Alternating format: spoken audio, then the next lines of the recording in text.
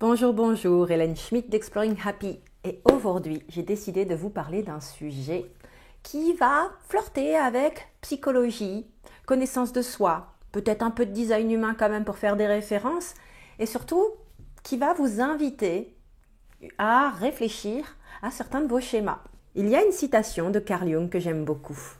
Tant que vous n'aurez pas rendu l'inconscient conscient, il dirigera votre vie et vous appellerez cela le destin.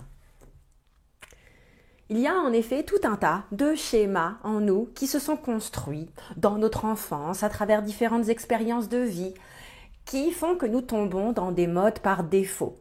Nous pouvons en devenir conscients à travers 3 moyens. Le travail sur soi avec un psy, avec un thérapeute de tout ordre. Il y a aujourd'hui plein de thérapies alternatives à la psychothérapie. Il y a bien entendu nos expériences de vie et ce qu'on finit par observer à propos de nous-mêmes quand on est particulièrement capable d'introspection et d'honnêteté à l'égard de soi-même. Et puis, il y a les retours que notre entourage peuvent nous donner. C'est un sujet qu'on peut particulièrement mettre en lumière grâce à cet outil, le design humain, que j'utilise dans mes accompagnements. Et ce n'est pas indispensable. En effet, nous avons tous des schémas conscients et inconscients, et surtout des schémas qui se répètent. C'est en analysant, en regardant en arrière, qu'on peut voir un ou plusieurs schémas émerger, qu'ils soient dans des schémas positifs, des schémas dits d'épanouissement, ou des schémas de difficultés récurrentes, qu'ils soient sur des sphères professionnelles, personnelles, amoureuses, relationnelles dirons-nous, familiales. Et il peut y avoir souvent en fait un schéma sous-jacent qui se dessine. Il existe beaucoup d'outils pour se poser ces questions-là. Là, quand je vous parle, et maintenant vous l'avez vu, ces vidéos, je les fais de manière relativement spontanée. Les infos sont toutes quelque part dans ma tête. Je sais juste pas dans quoi je vais taper à quel moment. Mais ce qui me vient à l'esprit, c'est les blessures de l'âme de Lise Bourbeau, qui bien entendu sont beaucoup plus nuancée et introspective que ce qu'on peut avoir de prime abord à travers différents exercices. Moi, c'est quelque chose que je travaille depuis quelque temps avec une thérapeute qui m'accompagne, qui a été formée par Lise Bourbeau directement.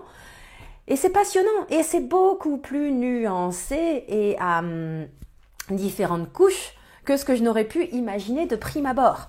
Bref, nous avons tous des schémas qui viennent se répéter et qui impactent différentes sphères de notre vie. Plus on comprend cela, plus on peut, j'ai envie de dire, reprendre le contrôle, même si c'est paradoxalement une idée de lâcher le contrôle. On peut s'occuper de cette blessure ou ces blessures sous-jacentes.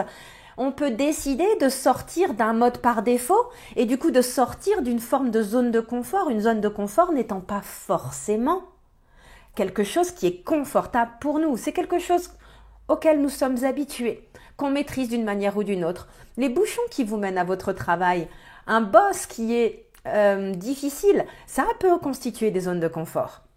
Bref, tant qu'on n'a pas rendu l'inconscient conscient, on va l'appeler le destin et on va le laisser diriger notre vie. Tout le travail que je vous invite à faire avec vous-même ou avec moi si vous décidez de travailler avec moi, puisque c'est quelque chose que je fais beaucoup avec mes clients, c'est de développer cette connaissance de soi au niveau conscient et inconscient. Avec effectivement l'aide d'une tierce personne, c'est beaucoup plus simple, qui par ailleurs a des outils. Mais vous pouvez quand même commencer à tirer la ficelle par vous-même. Aujourd'hui, je fais cette vidéo, c'est lundi de Pâques. Et vous avez potentiellement un peu de temps devant vous. Vous êtes en congé pour vous poser et prendre un papier et un crayon et regarder si et comment vous avez vu des schémas récurrents, relationnels ou professionnels, et professionnels relationnels se répéter dans votre vie. Le dénominateur commun, c'est vous.